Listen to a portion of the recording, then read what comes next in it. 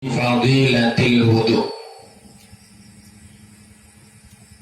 Bab yang ke-6 yaitu menjelaskan, menerangkan tentang fadilah-fadilah daripada wudu, keutamaan-keutamaan melakukan daripada pekerjaan wudu. Di dalam salah satu kitab yang diterbitkan oleh seorang ulama besar, yaitu Al-Alam Al-Fadil Jalaluddin bin Kamal Ad-Din As-Suyuti, beliau mengatakan bahwa Nabi memberikan suatu nasihat kepada kita, memberikan berita gembira kepada kita. Bukan hanya sekedar nasihat, tetapi Nabi memberikan kabar gembira, kabar yang membuat kita senang, kabar yang membuat kita bahagia, kabar yang membuat kita itu seperti mendapatkan hadiah spesial dari junjungan kita baginda Nabi Muhammad SAW.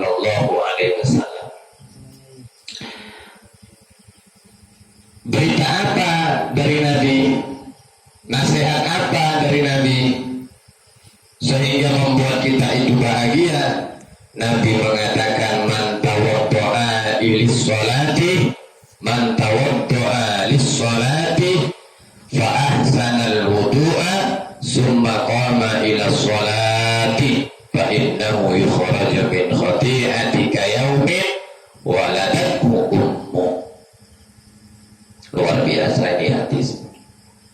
Nabi mengatakan, man tawaddo'a, barang siapa tawaddo'a, yang berwudu, barang siapa yang berwudu, mau yang dari Pulau Karaska, mau yang dari Pulau Nguwan, mau yang dari Batu Aji, mau yang dari Punggur, mau yang dari Pulau mana Mumput, baik yang dari Tanjung Banon, semua ya, man tawaddo'a, barang siapa yang mengambil wudu, baik itu laki-laki maupun perempuan, baik itu laki-laki maupun perempuan. Tetapi ingat, orang yang mengerjakan wudu itu adalah tasdiqun bil qalbi wa iqrarun bil lisan wa amalu bil arkan, di mana orang tersebut statusnya adalah sungguh-sungguh beriman kepada Allah, sungguh-sungguh yakin kepada Allah. Kita yakin bahwa Allah Subhanahu wa taala itu adalah ismun lidzatin wajibin wujudil mustahil bijamil mahamid. Dia adalah lahu samawati wal ardh, yang memiliki alam semesta. Kita yakin dengan itu, kita percaya dengan Allah, kita menjalankan perintah daripada Allah sebab kita percaya, sebab kita yakin. Kita mengerjakan ibadah sholat atas instruksi daripada Allah, perintah daripada Allah. Tidak mungkin kita mengerjakan ibadah tanpa perintah. Nah, sedangkan perintah daripada Allah itu bukan hanya sholat. Nabi menyampaikan, man tawaddo'a, di antara perintah dari Allah Subhanahu wa taala yang disampaikan oleh Nabi Muhammad SAW, di antara pekerjaan tersebut yang merupakan instruksi daripada Allah, yang merupakan bagian daripada ajaran-ajaran Islam, adalah mengenai tentang perihal wudu.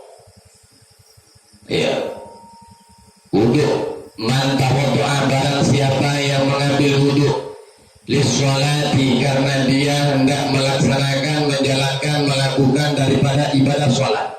Orang yang mengambil wudu karena ingin mengerjakan ibadah sholat, tidak mau tahu, yang penting sholat, mau sholat sunnah mau sholat wajib mau sholat duhur mau sholat asar mau sholat maghrib, isya, subuh, mau sholat sunnah, duha tahajud sholat birrul walidaini mau sholat hajat, diqada'il hajat, mau sholat hajat, min jabin nima'i wa kasfil balwa'i wa tafil a'da, ataupun sholat mutlak, sholat tasbih, sholat istikharah, yang penting sholat. Fa'ahsanal wudu, kita mengambil wudu itu dengan cara fa'ahsanal wudu, mengambil wudu itu dengan cara-cara yang baik, dengan perilaku yang baik, dengan gerak-gerak yang baik.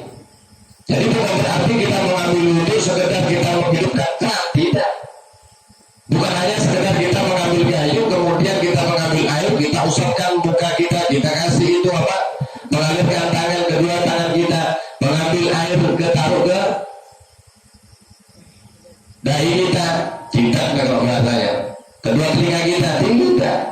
Tapi Nabi mengatakan fa'ahsanal wudu, yaitu bagus cara ketika mengambil wudu. Bagaimana cara untuk mengambil wudu? Sunnahnya sesuai dengan ajaran Nabi, dia hidupkan kan, kemudian pertama dia laksanakan sunnah-sunnahnya Nabi, berkumur-kumur, ya, cuci tangan terlebih dahulu sebelum kita mengambil air, diusapkan ke muka itu. Sebelum kita melakukan itu terlebih dahulu Nabi mengatakan berkumur-kumurlah terlebih dahulu, cuci tangannya, cuci kedua tangan, kumur-kumur, kemudian kita masukkan air ke hidung kita sedikit. Untuk apa? Untuk membersihkan sesuatu kotoran-kotoran yang ada di mulut, membersihkan kotoran-kotoran yang ada di dalam hidung. Kita nggak tahu tadi keluar darah dari hidung kita. Kita nggak tahu gigi kita ini berlubang karena kita mengambil tusuk gigi, selesai makan bakso ada yang terselip di dalam gigi kita, sehingga nggak enak kita ini rasa gigi itu nggak enak terkena lidah kita, sehingga kita membutuhkan alat untuk mencongkel sisa-sisa makanan yang di gigi kita.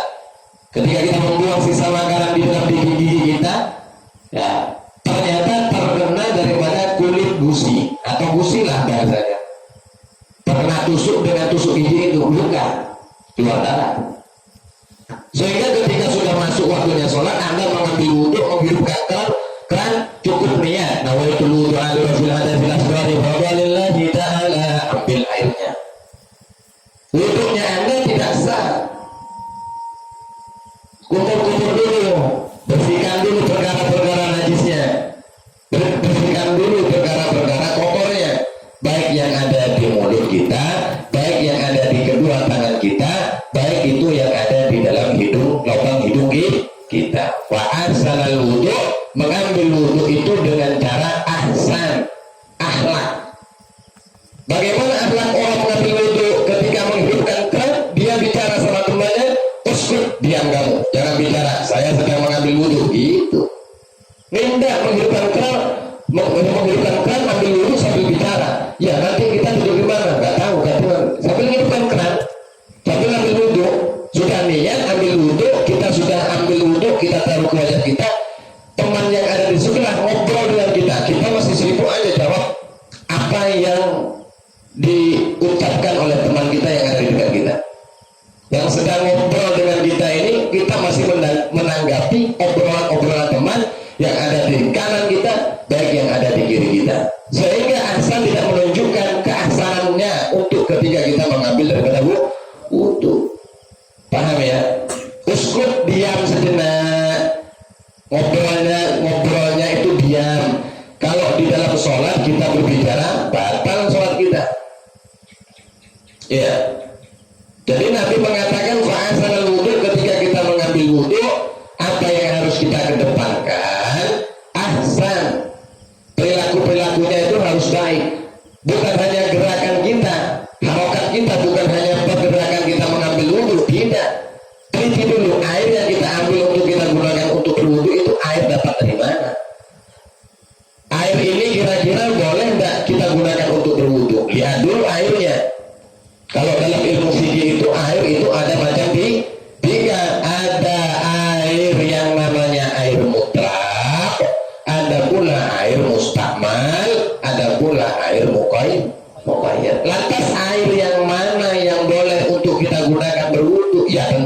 air mutlak secara fikihnya. Air mutlak itu apa? Yaitu air suci yang dapat menyucikan sesuatu hal yang najis. Kalau air mustakmal itu adalah air yang suci tetapi tidak bisa menyucikan perkara-perkara yang najis. Paham ya?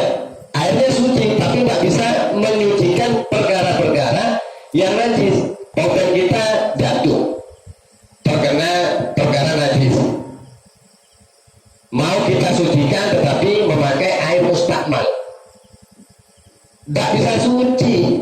Pena kita, pakaian kita tidak bisa suci. Apa pengertian mustakmal? Mustakmal itu adalah air yang sudah kita gunakan. Paham ya? Kita mencuci baju, ya, sudah kita cuci, kita kasih ringsu, kemudian kita tuangkan air, kita alirkan air, kemudian kita bilas itu pakai air. Baju yang sudah kita baju yang sudah kita gosok pakai sikat, sudah kasih ringsu, sudah kita kasih air, ya, kita bilas sampai mengalir itu airnya, sudah, baju kita sudah suci. Kemudian baju itu diperas, ya, perasan baju itu namanya air mustakmal. Kita mandi, pasti air itu masih ada di badan kita. Kita selesai mandi, nggak mungkin langsung kering, nggak mungkin. Tetapi ada yang namanya air masih tertempel di dalam badan kita. Tempelan air yang masih menempel di badan kita maupun air yang sudah jatuh dari badan kita, yaitu air yang sudah mengalir dari melewati badan kita, di mana badan kita guyur pakai air, itu juga air mustakmal. Air seperti itu tidak bisa menyucikan perkara-perkara najis. Airnya suci statusnya, tapi tidak bisa menyucikan barang najis. Jadi pikir dulu, air apa yang kita gunakan. Kalau sudah statusnya air itu jelas, airnya sudah air mutlak, bukan air hasil daripada curian, bukan air yang haknya orang, kita mengambil bukan hasil dari gosok atau mencuri, airnya betul-betul caranya air umum, air yang memang disediakan untuk orang melakukan aktivitas diantaranya mandi, untuk cuci tangan, untuk kumur-kumur, untuk mengambil wudhu, untuk membuang, untuk membersihkan atau menyucikan ketika kita buang hajat, hadas kecil maupun hadas besar. Itu air seperti itu yang ditaruh di tempat umum, ya, disediakan di masjid-masjid itu. Kita boleh menggunakan air tersebut untuk kita gunakan wudhu, karena itu mutlak untuk umum. Ketika kita menggunakan air tersebut, kemudian ambillah air itu dengan cara-cara yang baik. Diam dulu bicaranya, uskut, diam. Ya, bil hikmah, khusyuk kita, betul-betul kita ini mengambil wudhu, niat dulu, nawaitu wudhu al-rabbil alamin, kita ambil wudhunya. Ketika sudah kita mengambil wudhu dengan cara yang bagus, dengan cara yang baik, dengan cara yang benar, airnya juga airnya yang benar, bukan hasil gosok, bukan hasil curian, summa qama ila sholati, orang tersebut mengerjakan daripada sholat, baik itu sholat sunnah, baik itu sholat wajib, fa innahu yukhraju min khati'atin, kata Nabi, fa innahu yakhruju min khati'atin. Orang yang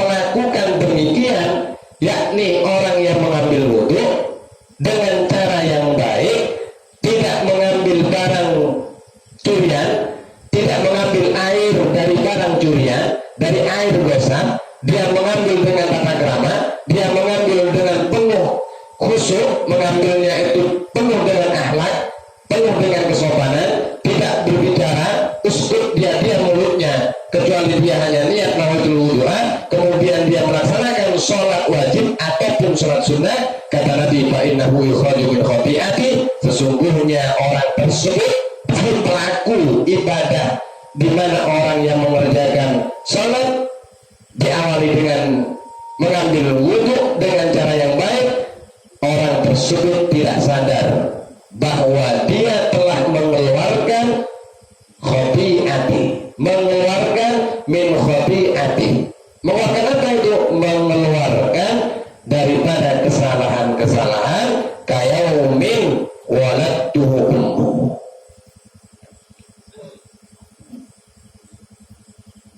Ya.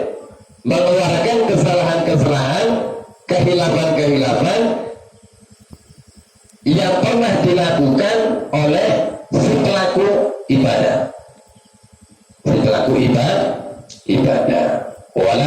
Waladathu ummuhu. Ya. Yang melahirkan orang tersebut siapa? Ibu. Jadi bukan hanya si orang yang mengambil wudhu ini dihapus dosanya, bukan hanya itu, tetapi itu menjadi asbab orang yang melahirkan orang yang mengambil wudhu itu juga mendapatkan imbas pengampunan daripada Allah Subhanahu wa Ta'ala. Tadi malam kita ambil wudhu enggak? Ambil wudhu. Kita nggak sadar ketika kita ambil wudhu di keran itu, di tempat yang disediakan di pondok pesantren Agro, kita mengambil wudhu secara tidak sadar. Kita ini punya ibu di rumah, ibu kita punya dosa, kita juga punya dosa. Kita mengambil wudhu dengan sebab wudhu itu, kemudian kita sholat dengan sebab sholat itu yang kita kerjakan, dosa kita terhapus. Bukan hanya kita yang terhapus dosanya, tetapi min khati'ati qaumin waladtuhu ummuhu. Dulu Anda yang melahirkan siapa? Ibu, atas izin Allah, sehingga ibu itu juga mendapatkan sebab pengampunan daripada Allah. Sebab perilaku Anda ketika mengambil wudhu dengan cara yang baik, mengambil air dengan air yang baik, tidak mencuri, tidak gosah, mengambilnya penuh dengan akhlak, maka ketika Anda mendirikan sholat, maka dosa-dosa ibu pun akan dihapus oleh Allah atas perbuatan Anda. Paham semua? Paham semua? Itu keutamaan atau fadilah daripada melaksanakan ibadah wudhu. Semoga bermanfaat, walaupun sedikit. Kita semoga mendapatkan ilmu yang bermanfaat, sekaligus mendapatkan barokah daripada guru-guru kita. Khususnya kita mendapatkan barokah dari al-alim al-alama al-fadil Jalaluddin bin Kamal As-Suyuti. Habibullah wa rahmatullahi hayati wa yaqauna bi ulumi fid wa dunya wal akhirah. Kita tutup dengan doa kafaratul majlis. Subhanallah wa bihamdihi. Lagi.